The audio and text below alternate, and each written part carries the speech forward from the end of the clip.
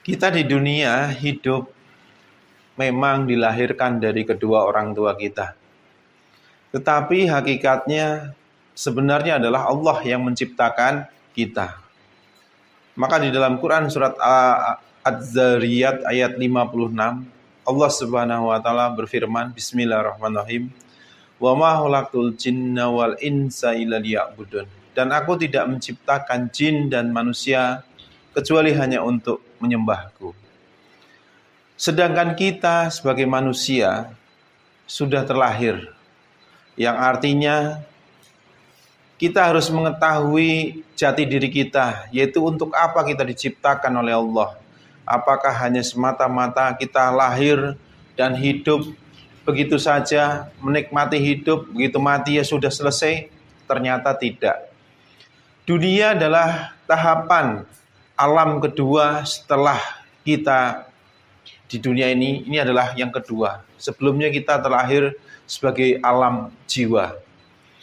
Dan masih ada beberapa alam kemudian. Yang ketiga, begitu kita mati di alam kubur, mungkin kita akan merasa satu hari atau mungkin tidur satu malam, bangun sudah di yaumul akhir. Karena ada yang menerangkan bahwasanya walaupun jarak kita dengan kiamat masih ratusan tahun, tetapi dengan izin Allah kalau seandainya kita mati begitu di alam kubur, rasanya cuma semalam, bangun-bangun sudah dihisab di yaumul akhir.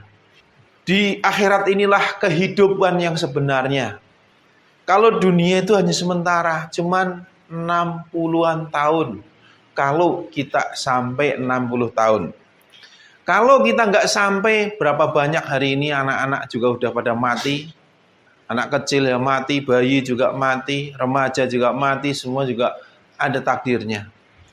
Jadi berapa banyak orang yang belum tua juga mati. Artinya, kalau hari ini kita umurnya sudah kepala 4, kepala 5, kita hidup di dunia cuma tinggal nunggu kematian itu tiba. Sedangkan di yaumul akhir, satu harinya seperti 1000 tahun menurut perhitungan kita. Ada ayatnya, 1000 tahun. Jadi kalau kita hidup di dunia cuma 60 tahun, hitung-hitung, kita hidup di akhirat cuma 1,5 jam. Berarti kalau kita udah umur 40 tahun, umur kita mungkin kalau sampai 60 tahun berarti tinggal setengah jam lagi kita hidup. Berarti kita nggak lama lagi di dunia. Saudara yang percaya ada kehidupan kematian, ada kehidupan setelah kematian, dan nggak percaya sekalipun ada kehidupan setelah kematian, ketahuilah, kita pada akhirnya kembali kepada Allah yang telah menciptakan kita, dan kita akan dibangkitkan kembali.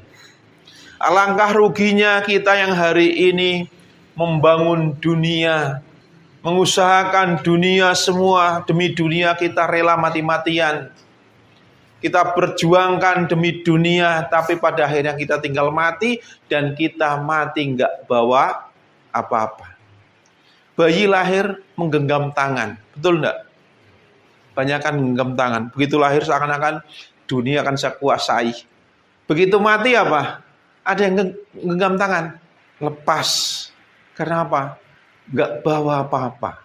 Kita mati nggak bawa apa, kita lahir nggak bawa apa-apa, mati juga nggak bawa.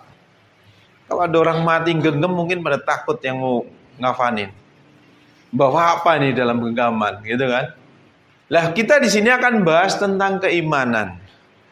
Ujian manusia di dunia, kita dikasih hidup, dikasih rizki, dikasih fasilitas hidup, itu tidak cuma-cuma. Nggak sekedar kita dihidupkan, kita lahir, sudah selesai, bukan. Tapi ada tugas, ada kewajiban yang harus kita tunaikan. Tugasnya adalah menyempurnakan akhlak dengan keimanan. Caranya bagaimana? Ikuti apa? Ikuti perintah Allah dan Rasul-Nya. Maka dalam sebuah ayat Quran surat Asy-Syam ayat 9-10, Bismillahirrahmanirrahim. Sungguh beruntung orang-orang yang mencucikan jiwa itu, dan sungguh rugi orang yang mengotorinya. Dan di dalam sebuah hadis Rasulullah SAW bersabda, sesungguhnya aku diutus untuk menyempurnakan akhlak yang mulia. Kita hidup di dunia akan dipertanggungjawabkan. Kita diberi mata, telinga, hati, tangan, dan kaki. Ini akan dipertanggungjawabkan. Untuk apa jasad kita digunakan dalam sehari-hari menjalani kehidupan sampai kita mati, digunakan untuk apa?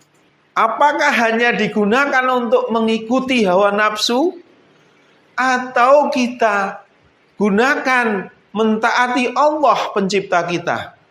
Nanti akan dihisab.